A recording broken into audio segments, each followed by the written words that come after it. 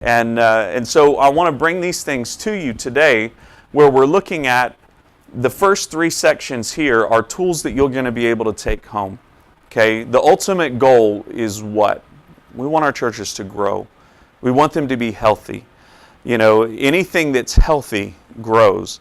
Anything that grows too fast is a cancer. So how do we find that right balance where we can grow both in depth as well as in breadth? Because we want our influence to expand. And one of the things that I want you just to know about me as an individual is that I have a very slanted bias toward the word faithful. Okay, I have grown up in churches where you'll have one individual that will be overseeing one Bible study with the same 3 people for 10 years in a community where you've got a few hundred people. And I've heard words used to describe that, you know, oh, brother so-and-so is so faithful. Part of my bent, and it may come out if it offends you, I apologize in advance, is that when I read Scripture and I look at the parable of the talents, those who were called faithful were ones who multiplied what was under their control. Those who struggled and fought to maintain exactly what they had weren't called faithful, they were called wicked. And there are things that, despite our best efforts, things don't grow. I'm not talking about you as being wicked in that particular perspective, okay? But sometimes we get in our own way, like Charlie mentioned. Sometimes there are things that we're more committed to how we do things than where we say we're trying to go. And if that's you, my prayer is that God will kind of convict you on that on some level and open your eyes. So this isn't designed to preach at you, but I do want you to know sometimes God just uses me to step on some toes. So we know we're going with church growth, but anytime you pull up your phone or you look at an atlas to get directions, you have to know 2 things. One is where you're going. What's the other thing? Where are you starting from? That's exactly right. So the first 3 sections, we're going to be looking at having a good picture of where we're at. So the question here is, are we working with fountains or drains? What's the difference between a fountain and a drain? Anybody? One gives and one takes away. One gives and one takes away. That's great. Okay, let's start. What do they have in common? One spits water in the air, the other one takes water in the ground. Okay, one spits water in the air, one takes it into the ground. That's right. Okay, so they both use water, right? They both have a similar function. You pour water into a hole. The hole then has a conduit that takes the water somewhere else. One is a drain, and like on Finding Nemo, all drains lead to the ocean, right? The other one kind of spits it. I love that phrase. It spits it back up, but people love it. They throw money at it. They create memories in front of it. It's something that people are attracted to. They get married in front of. Despite signs that say do not swim, they're going to take their shoes off and pull stuff up and splash so they don't get caught. Same basic function, 2 completely different results. So part of understanding where we're starting from is who's in your circle. Who are you working with? Because not everybody that's in your circle is in your corner. There's a big difference between those that are rooting for you and those that are in the fight with you. And there are a lot of people that, especially when you start having influence, when you start doing things that are successful, they want to be in the presence of you while you're doing things that are successful because it benefits them. But is what they're doing benefiting the mission of the church? And how do you know the difference? Well, one of the ways that you can tell is that a drain, the more you pour into it, it doesn't ever change its function. It just kind of in one ear and out the other. As you're pouring into leaders on your team, maybe within your staff or your culture or your volunteers, I know because every place I've been, there's at least one drain. It doesn't matter how many times we try and show them the right way or teach them the right way. Do you have it? Yeah, I've got it. And nothing changes. You cannot build with drains. Fountains, though, they multiply. You use a little bit of water, and it creates something that draws and brings other people to it. One of the keys on church growth, and really any team growth, When you have the right people in the room, you're going to get more people in the room. Because when the right mix is there, more people want to come and be a part of it. And so, again, when you're looking at your team, who are you working with that's a fountain? Who are you working with that's a drain? And if you find that you don't have any drains on your team, you might be it. That's we call them extra grace required people sometimes. Like when they walk in the room, it's like, ugh. Like if you're not groaning when people walk in the room, they're probably groaning when you do. And so it's just one of those internal gut checks that as we're looking and we're building teams of people, let's understand who it is that we're working with first. Second, I love the fact that we have some children's workers in here because you're going to understand this. There are some people that are phenomenal. They have a gifting in working with kids. You put one person in a room with 30 kids, and with a paper bag, they can keep that room entertained. One of the things that we do as church leaders, though, when we find that person is say, now I'm going to put you in charge of a department. This is true. It can be in worship. It can be in kids ministry. It can be at any level. Because somebody's good at doing something, we turn around and promote them. But see, there's a difference between having a gift to do versus a capacity to lead. What fuels church growth is when you have the right people that have the ability to lead others. And so, Wanda, I don't know where you're at specifically, but like Wanda works with kids. Wanda could be great at working with kids, but if she can't lead adults that lead other kids, we would be doing her a disservice to put her over those adults, right? There are some people that can be great at working with kids and leading adults, but that's not always the case. And so part of our job as leaders in the church is to find, where is Wanda's strength? Is it working with kids? Is it working with adults? And how can we empower her specifically to fulfill that thing that God uniquely designed her to do? And I just called your name because we're working with kids, so I'm not picking on you, I promise. I know that it doesn't matter whether we're working with VBS, whether we're working with teenagers, whether we're working with adults, you know, especially as pastors and assistant pastors, we're tasked a lot of times with finding somebody to chair a committee, or let's go launch a new project or something of that nature. And our first response is, let's find somebody that's good at doing it by themselves. We need to look a little bit deeper. We need to look a little bit further and really assess capacity. And here's a tool that you'll be able to take with you to help you do that. Who do you promote? Who do you train? I have to use reassign in the church because church people get mad when I say remove, and I'll explain that one in a minute. And then promote. And then with this, there's a lot of stuff to take on notes. For time, we're going to be moving pretty quickly. But if you want a copy of this presentation, I'll certainly make that available. I can give Mary a copy and then we can distribute it. So just let your leadership know. So this simple binary matrix is something that kind of takes an objective approach to sensitive discussions. Especially in smaller congregations, everybody knows everybody. Right? And if we move sister so-and-so or brother so-and-so out of a position, everybody hates us, they get mad at us. It's true in big churches too, because they might come for a production, they might come for an Awana, they might come for something that you offer, but they're going to stay for people. And so how do you navigate through this in a way that takes care of people? As leaders, we have to just really want to know and care about our people. And that's kind of difficult to do when the busyness of ministry hits. You know, especially when we're working jobs and there's not a large budget for staff. And so we've got families and t-ball and soccer and all of these things that we're trying to do. We don't have a lot of time necessarily to invest deeply into the lives of people. This is one of the things that can help. And so it really just judges two simple areas when you're dealing with volunteers. One, can they do what I'm asking them to do? Do they have the ability to do it? And then the second one is simple. Do they want to? Can they do it? And do they want to? So the first group here, if they can do it, they know how to do it, but they don't want to, those are people that we can encourage. You know, I love just hearing from Chloe. She teaches for a living and she works with teenagers in her church. That's becoming more and more rare because teachers are overworked, they're underpaid.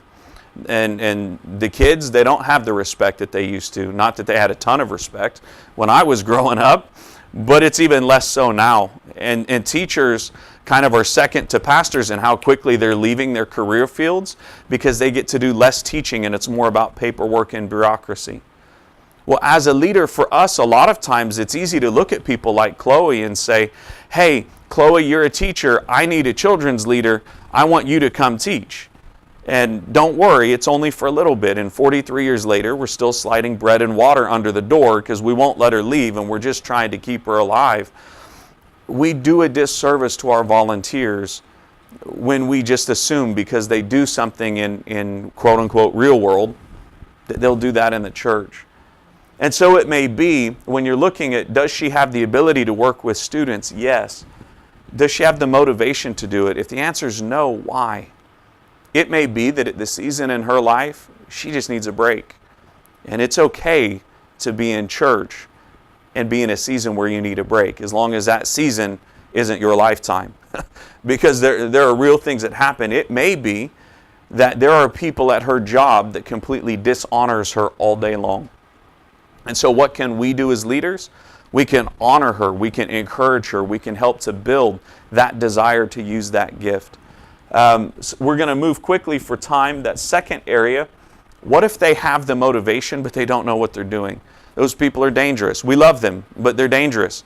They're always there early, always looking for something to do, always rearranging exactly what you've already put into place, and now you come in and you can't find it. Because they have a heart to do something, they're just like the Tasmanian devil, and they cause a wreck everywhere that they go. So what do? We find a way to train them. We start giving them defined roles and responsibilities. These people I like to call bulldogs. You know, if you have a pit bull, they don't have a backyard to guard. What do? Well, they're kind of jumpy. They snarl at everything. Internally, they're designed to protect and defend what's theirs. But if they don't know what's theirs, all they do is go make a mess. And they freak people out, and animal control gets called, and now owners are upset.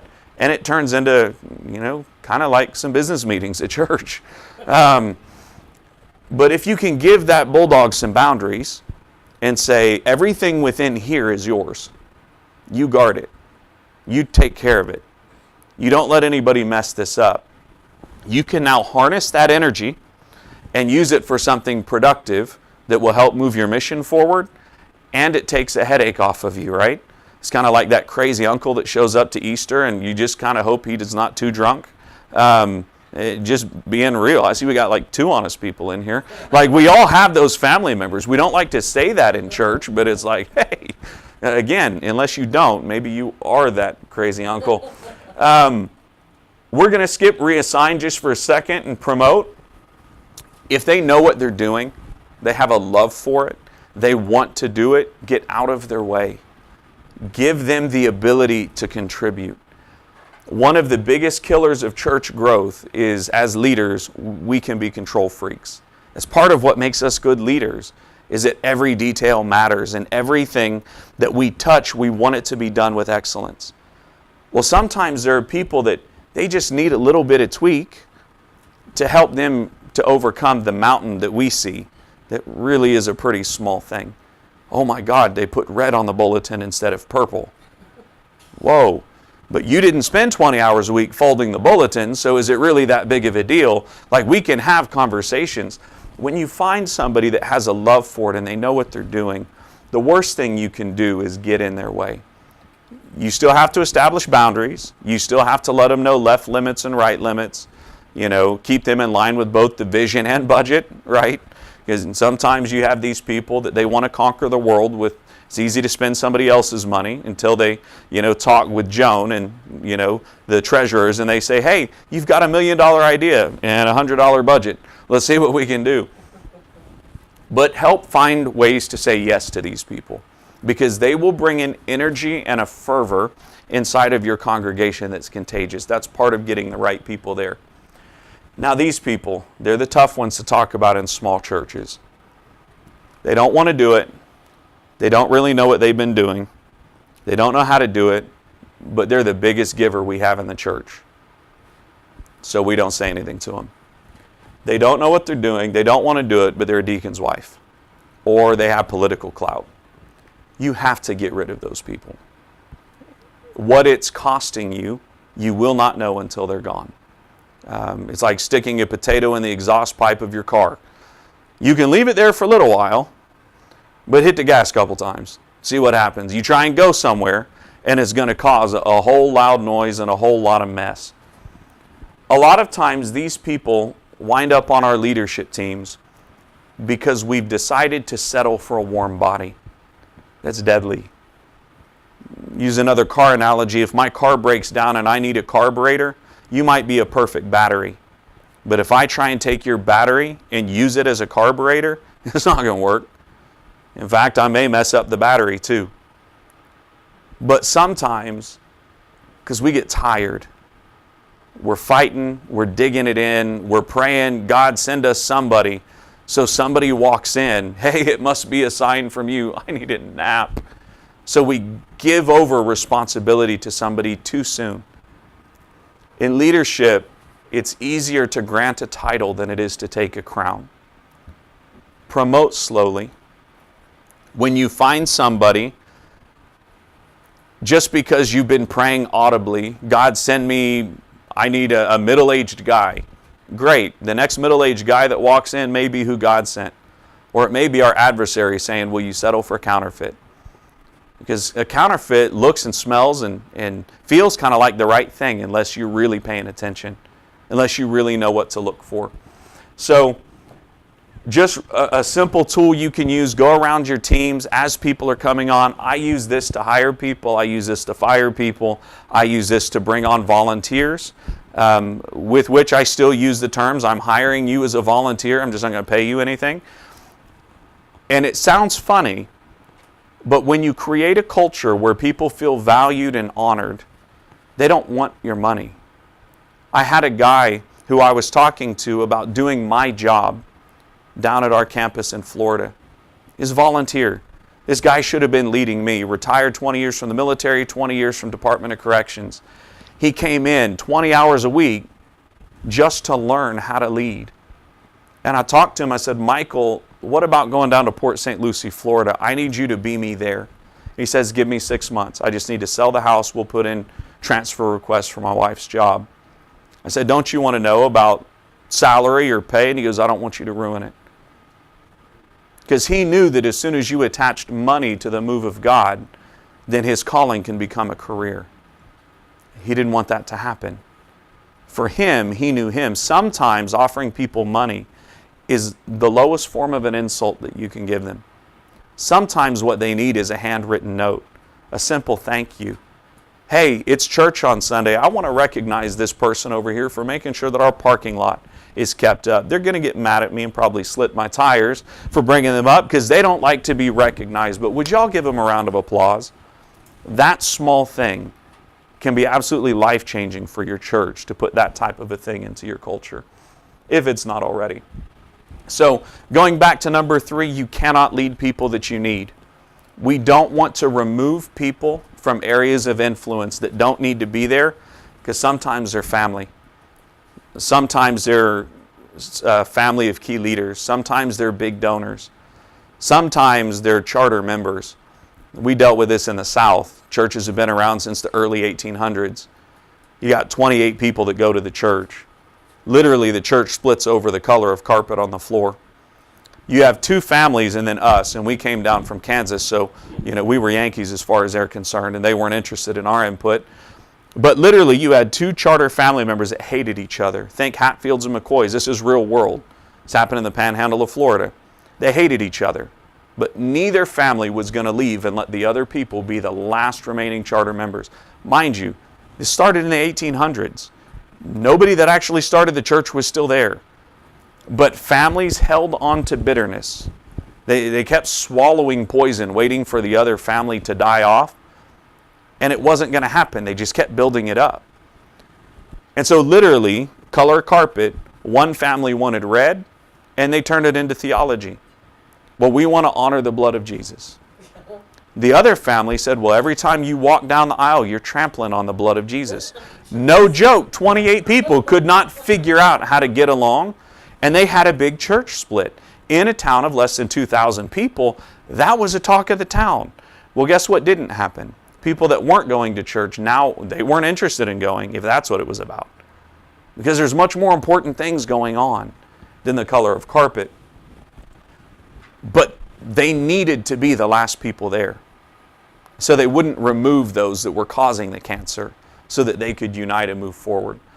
Leaders have to grow through multiplication. We've talked about that briefly with the parable of the talents.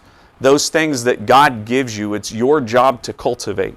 It's like planting. There's a time where you have to plow up some rough stuff and you plant a seed in the ground. Well, it doesn't grow immediately. It takes some time. You have to water it. You have to nurture it. You have to get some of the bad stuff out of the way that crops up. And then you'll have a time of harvest. There's always a waiting period from the things you try to initiate until you see the results of it. But when you're leading in multiplication, the only way to do that is to do what we've all been told to do. Make more disciples. If I'm a disciple, that means I make more of me. That doesn't mean I'm perfect, but that does mean I know what I can recreate, because I can teach people what I know, but I'm going to reproduce who I am. And as leaders, that's the same thing. We can come to conferences and we can learn techniques, but if it doesn't cause a change in us, we're going to produce what we started out as, not where we're going. And so just a quick key on delegation and empowerment, they're not the same. Delegation will frustrate your team of volunteers to the point they'll leave and they won't come back. Empowerment will create a culture that they'll keep coming back to. Here's the difference. Delegation means I'm in charge, I've created the plan, I've laid out the policy, and you're going to go do it because you're my lackey. Empowerment means, hey, we have an opportunity to make an impact on our community. Y'all, let's come together and let's figure out how to do this. Just in its most simple terms. Now, the bigger decision you're trying to make, you want to have a smaller number of people in that empowerment circle. Otherwise, you get a bunch of opinions. We all know what those are, and they all stink. But with the smaller levels of impact on what can we do, you start broadening that circle. What that does is it lets people know that the gifts that God put inside them, you see it, you recognize it, you hear it, you value it. And when you value what God put inside of somebody, you're honoring what God put inside of them. And when you honor what God honors, He's there. When you dishonor what God created, God's going to step out. I think I've heard it this way, where pride steps in, God steps out. So as leaders, we have to be okay with allowing people to question our methods, to suggest a change of our methods, and not take that as they're questioning our motivation. And why is it that we need to care about growth by multiplication? Well, ultimately, that's how Jesus grew the church to begin with.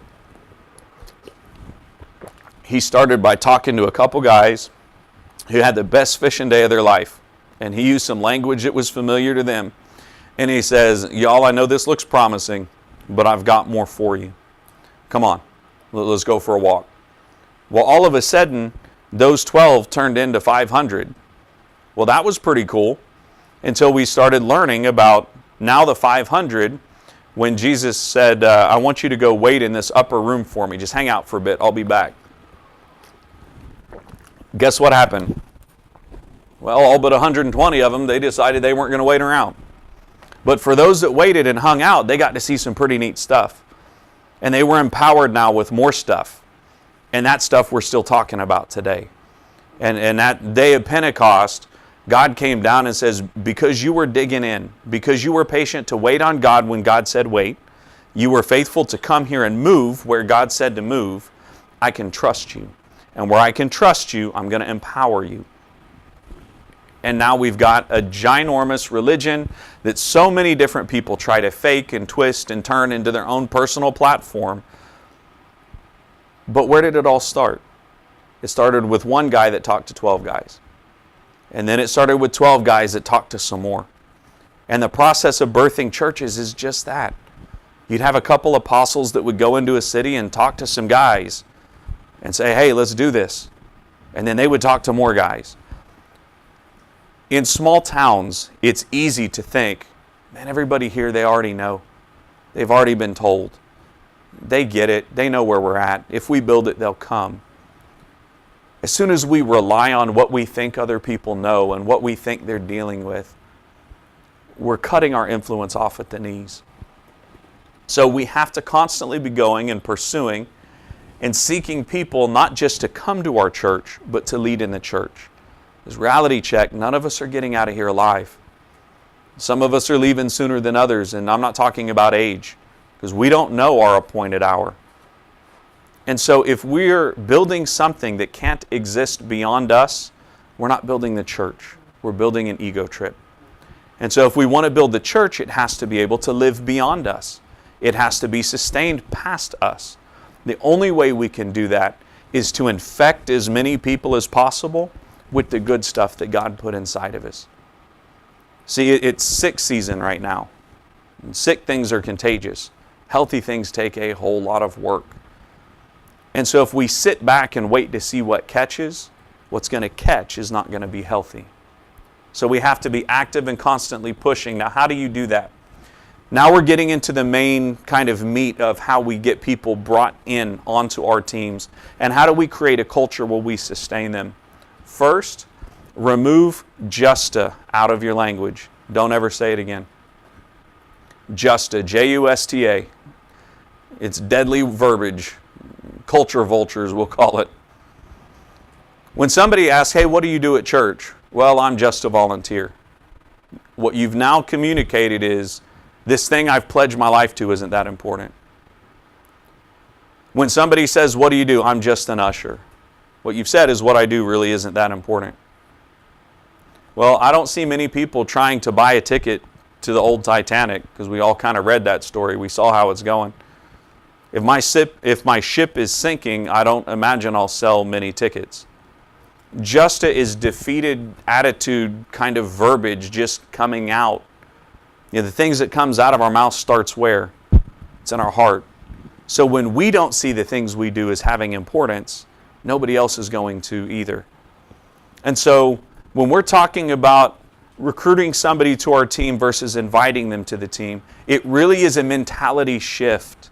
What we do to get people at our church, we have to do to keep them there. That's true as leaders too. A lot of churches went real gimmicky over the last, 12, 15 years. Hey, we'll give away cars and TVs and all this stuff. Big cities, like, it's crazy. Okay, great. Well, as soon as you stop giving away TVs, and that church does, they're going to go to the next church that's giving away TVs. If that's what got them there, you got to keep doing it. So what's going to get people there? Something that's real, something that's authentic, something that isn't basked in what I call Christianese. It's a language that I hate. And what is that? How are you doing today? Too blessed to be stressed. Bullcrap. You're a human. There's a book in the Bible called Lamentations. That means you're going to have a bad day. None of us are too blessed to be stressed. If Jesus is sweating drops of blood as part of his story, you're going to have bad days. So tell me you're having a bad day. You can tell me you're having a great day, but I'm really going to believe you when I know you've had a bad one. Be real. Be authentic. Be personable. And actually bring people into something that matters. When I went in the Army, the recruiters are called recruiters for a reason. They knew I was going to go to Fort Benning, Georgia. And I was going to be crawling in around on Sand Hill. And I was going to be running early morning hours up Heartbreak Hill. I was going to get in sand in places that God never designed sand to go. And Rock of the Marne was going to be my chant from early in the morning till late at day. And they knew I was going to hate most every minute of it. So they offered me a lot of money to come in. Well, here's where you can go to school and what you can do and signing bonuses and all of this. Okay, cool. Well, after my initial term of 6 years was done, what did they bring back to me? They didn't say, hey, the Army's great. It's a whole lot of fun. So much fun. We make you sing songs about blaming your recruiter every morning. Why don't you hang out with us for a bit more? No. They sent a guy whose job is a recruitment non-commissioned officer. And his job was to bribe me for the next 6 years of my life and say, hey, we know we gave you this to come in. We're willing to give you some more money to hang out for a bit. And you're going to hate it, but there it is. It's a time of war. They weren't going to be able to use language like, well, you're just going to be, serving 1 weekend a month or 2 weeks out of the year if you decide to go reserves instead of active. Because I signed up after the trade towers were hit. And so they knew there's a high likelihood you're going to get some stuff shot at you and you're going to shoot back. And so with that, there's a lot of money. See, they constantly talk about the upsides and the money because the downsides were very apparent. There's a little bit of a different approach, though. If you said, hey, Zeb, I want to take you to the Super Bowl next year. I've already got 4 tickets. Bring along whoever you like. What do you say? I might quit my job. I might relocate in order to make that happen. That's a once-in-a-lifetime opportunity. Huge Kansas City Chiefs fan. When it looked like they may have the stuff this year, I lived just south of Atlanta where the Super Bowl was. I started pricing tickets. Okay, how many kids do I need to sell to be able to afford nosebleed seats? $5,000 for a nosebleed seat. It was crazy, and that doesn't include parking and everything else. But when you give me an opportunity to do something that's a once-in-a-lifetime opportunity, man, I'm willing to give up a lot of stuff to do it.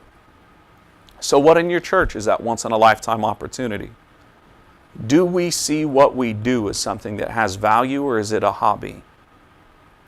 And that's something as leaders we can get so busy trying to learn how to do the work of ministry that we forget why we started it in the first place.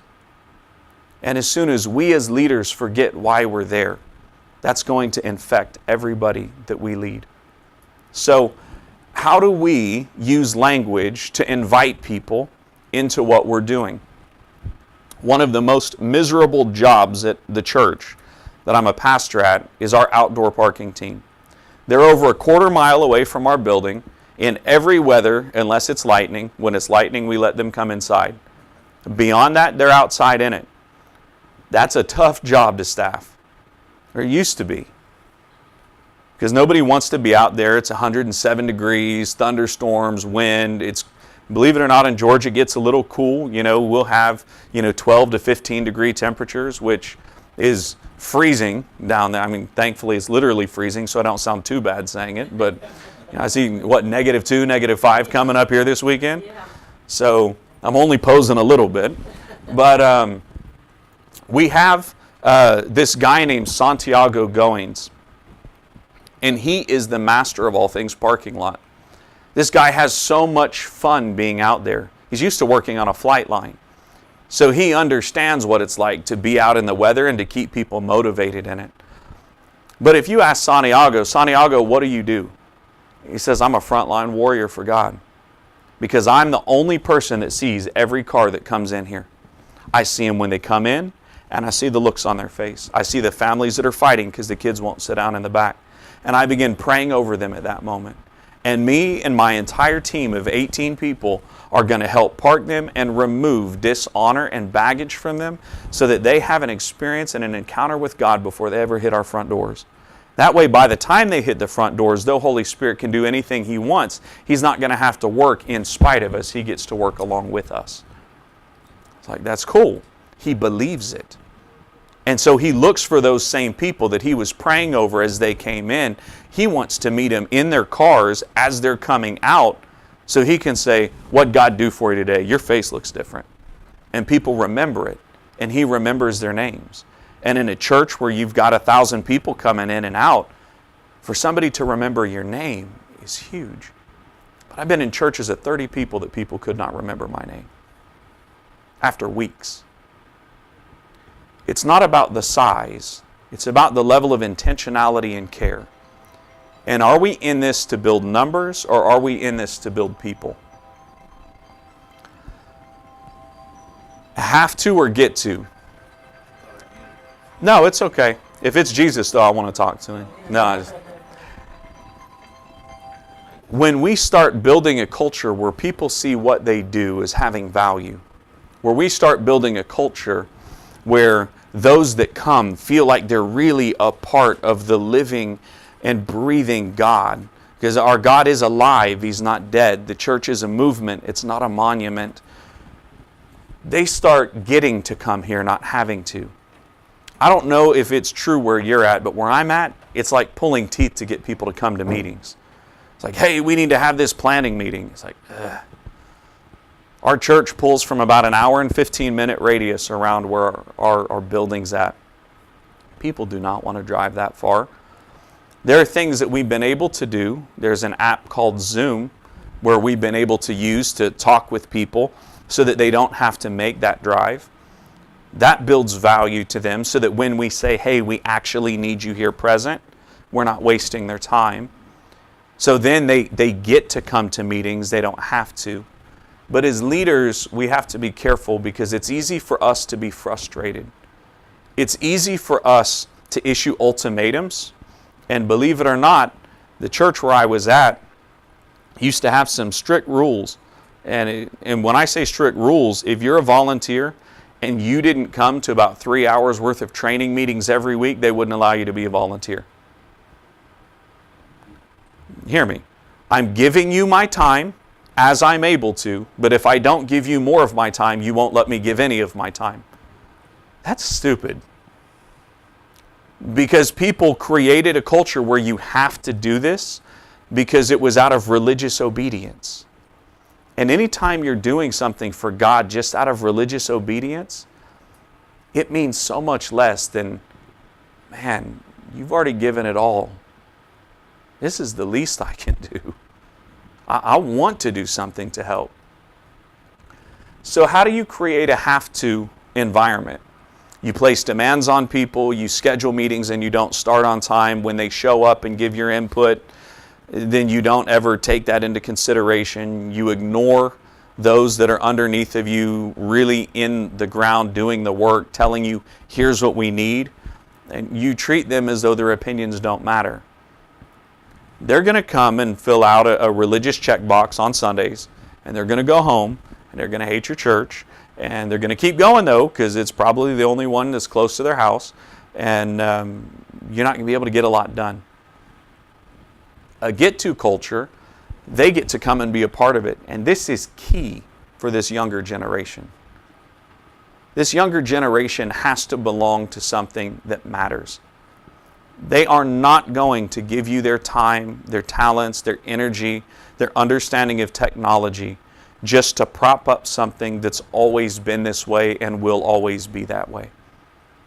You hear things like they're cause-oriented. Yes, that's one way of describing it. They like to latch on to something that they can feel very passionate about, and they'll throw their full weight at it. Why doesn't that happen within a lot of churches? Just kind of as an internal gut check time, a lot of times it's because those that are leading the churches aren't really that passionate about it. Just being real. We do it. We know God's called us to it. Why didn't He call me somewhere else? You got to love the place that you're in. You got to love, and one of the prayers that we pray frequently, God, give us the eyes to see people the way you do. Give us the ears to hear what people are really saying and not the words they're using. Give us a heart for our community. Because if we don't see our community as God sees it, all of our outreach projects, all of our programs, they're going to fail. They're not going to matter. But if we ask God to break our heart for what breaks His, and we remove our preferences aside, and say, God, comfort us where we're disturbed, but disturb us where we're too comfortable. There are going to be times where you try and run home and lock yourself in the house just so you can get a little bit of sleep. I got stuck in the religious thing for a long time. And I was down in Killeen, Texas as part of a church plant outside of Fort Hood. Major Nadal Hassan had just gone through and shot up a bunch of people. The people we were ministering to were his patients in our church, asking very real questions. If this guy was sent to help us, and he's crazy, what hope do I have? Like, wow. Well, I'm sitting down in my comfortable house, reading through my devotionals and eating my comfy foods in the morning. And God really got on my nerves one day. It was 102 degrees in the shade. It's just a concrete jungle in Killeen. They don't really have any trees where we lived. It was all new construction. And you've been there? Yeah, I'm seeing that nod. That's recognizing it. And so we're sitting out there, and 102 degrees, and the neighbor's house across from me just looks horrible. The grass is tall and nasty. And I've got my Bible, and I'm like, all right, God, what do you want me to read today? I'm kind of in a dry spot. I'm following plans. It's not connecting. And he says, you've read this thing enough. Close it. I rebuke you, devil, because the devil's not going to tell you to read God's word. I was like, okay, God, what do you want me to do today? Because you've read it enough. Close it. I'm like, this is really weird. I don't know what's in my coffee, but something strange. He says, I need you to be it, not read it. Go mow their yard. I didn't have a lawnmower. Colleen has small yards. I had one weed eater that you had to plug into a wall, and it's not going to reach across the street. So I go take this electric weed eater, I start knocking on the doors, and nobody's home. And I'm like, this is so stupid. What am I doing? So long story short, I have no idea how much power I cost him that day, but we found an extension cord. I plugged into an outside outlet, and we just started weed eating that area. Wasn't that much later where somebody was wheeled into that house. Military member, family couldn't take care of him. When I got out of what I thought God needed me to do and stopped asking God to bless what I wanted to do and instead said, God, I need you to put me where you need me, it completely changes your viewpoint.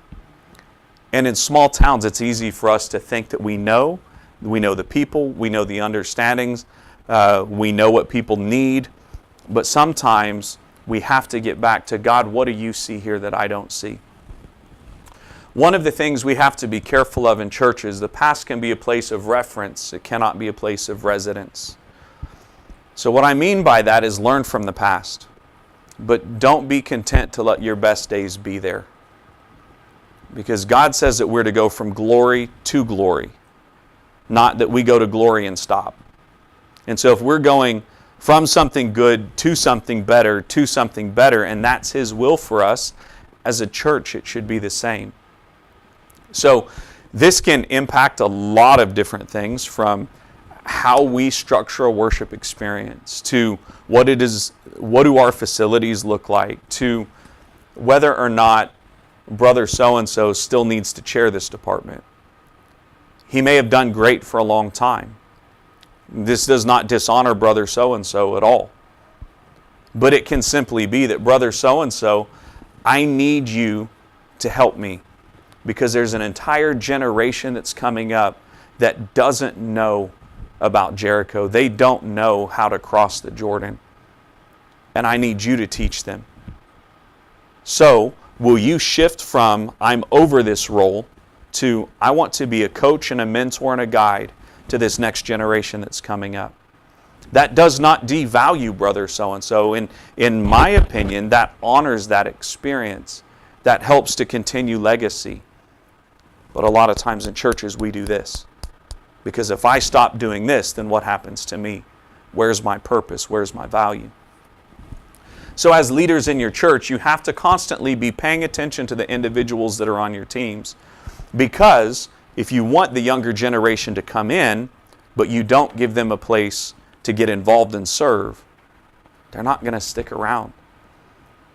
They have talents. They have passions.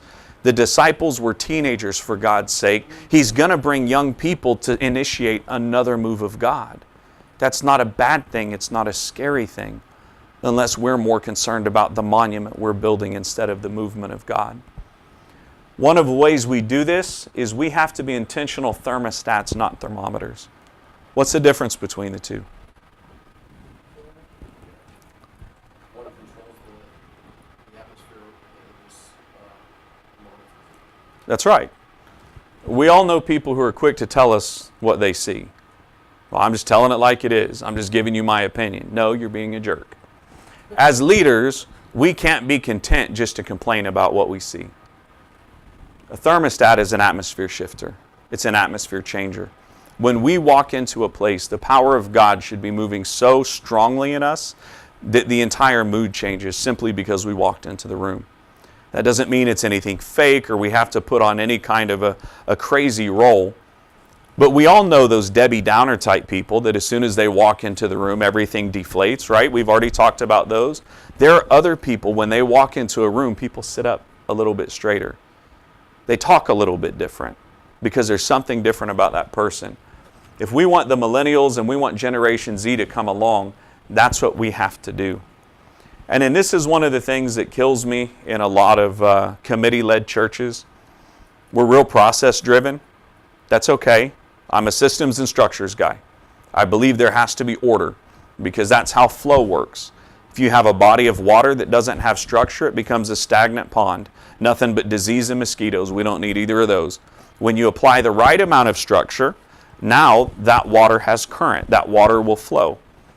Well, that's great, but it's easy for us to become like Pharisees, though, where we have a basic structure in place and we keep adding more rules just to protect the structure instead of what's this thing designed for.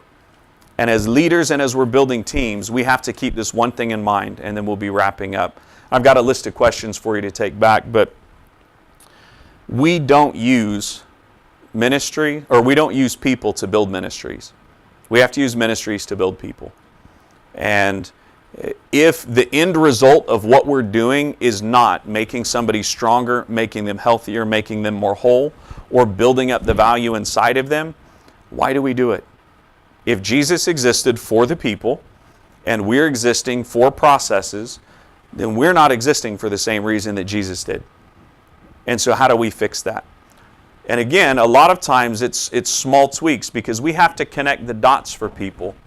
And if we're not connecting the dots, then people aren't going to stick. So ways to do it, systems and processes.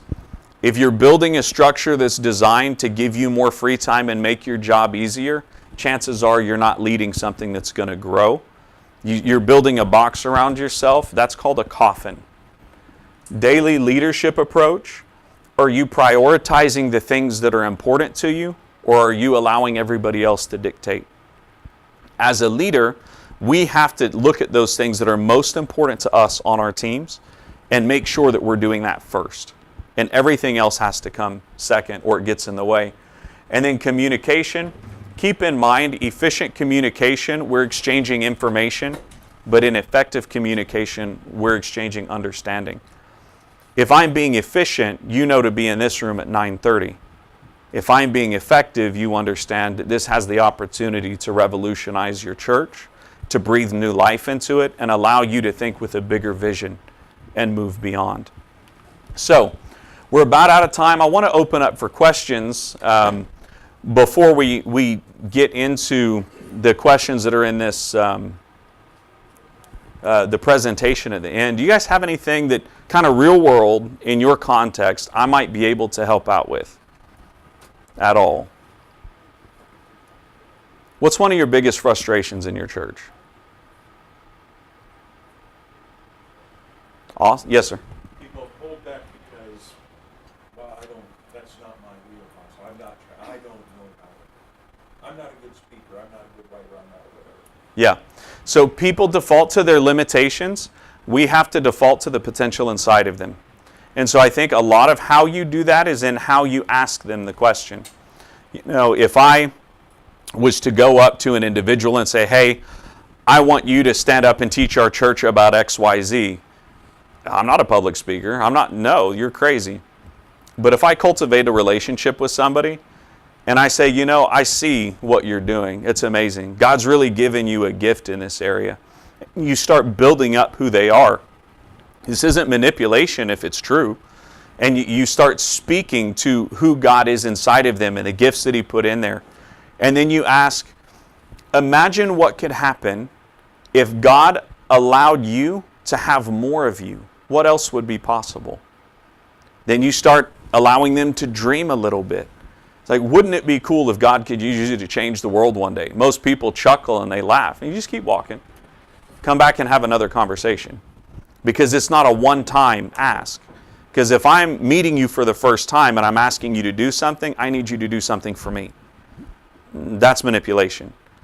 If I can connect with you, though, and I find out your hopes and your dreams, and I'm speaking to what God's put inside of you, and it's bearing witness in your spirit, and then I just ask you to do what Jesus did, which is make more of you, oh yeah, here's what it looks like.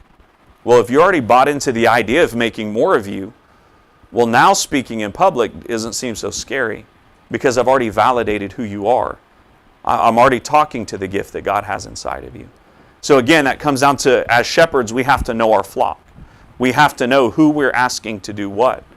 And not just know their names, not just know their background history, but what does God have in store for them? And I believe it's possible not for us to have the same clarity God does, but we can see in, are they list taker people? You're making lists everywhere you go. Maybe there's an administration gift that God's put inside of you. Man, everywhere you go, you see the needs that I don't. Well, maybe I'm Peter and you're John. I have the boldness to say, get up and walk, but I'm not going to see that guy because I'm on mission. But you will. And you don't have the boldness to say, get up and walk, but you can say, hey, Peter, you're about to step on this guy. He's got a problem. I think we can help. Because now we're working in this thing together. It's not me or you, it's me and you. And when people really believe that, that makes that ask a lot easier. Anything else? What excites you about your church? Does anything excite you about any of your churches? If not, I mean seriously, if not, maybe that's where it starts. Maybe that's something that internally we have to reconnect with why we're here. Because if what excites us about our church isn't the potential for God to radically transform and change our communities, then what does? Is it the music? Is it the fact that maybe we're the biggest church in our town? And I don't mean to be stepping on too many toes, but as lay leaders, and I know we have a lot of lay leaders in here, if our goal is to help our pastors, if our goal is to help our leaders, but we're not excited about the church, we've been called to multiply. What are we going to multiply? And if we want to multiply things that are good and that are healthy, it has to start with, we have to be in love with Jesus and we have to be in love with our church. We can't love our community without it. We can show affection to our community. But if true love comes from God, and we don't love Him and His bride, man, this can be an uncomfortable car ride, I'm going to tell you. You imagine what heaven's like. Hey, Jesus, you're pretty cool, but your wife's a whore. How's that conversation going to go? I'm just being real. I know that if you're riding with me in my car back to Georgia and you're cool with me but not cool with my wife, you're not riding in the car with me back to Georgia. Because nobody's going to disrespect my wife and get my blessing. So that's just an encouragement. It stings a little bit, but it really is an encouragement. If we have not fallen in love with our church lately, let's pray and ask God to do that. Okay, let's do that now. God, you're awesome. God, we love you. God, we just thank you for opportunities to learn and to grow. God, we thank you for the vision that you've given to our pastors, God. We thank you for the vision that you've given to our lay leaders and our deacons and our elders. And God, we just ask that you help to rekindle things inside of us. God, maybe as an individual for our love for our ministry or our love for our church or our community or our workplace, God, whatever it is, have your way. God, and I pray, God, that you comfort us in places where we're disturbed and distraught, God. But that you disturb us where we're too comfortable. So God, that when we take these tools and principles and we move them in your direction, God, and we get in line with what you're blessing, God, the world will be changed and you will get the glory as a result. In Jesus' name.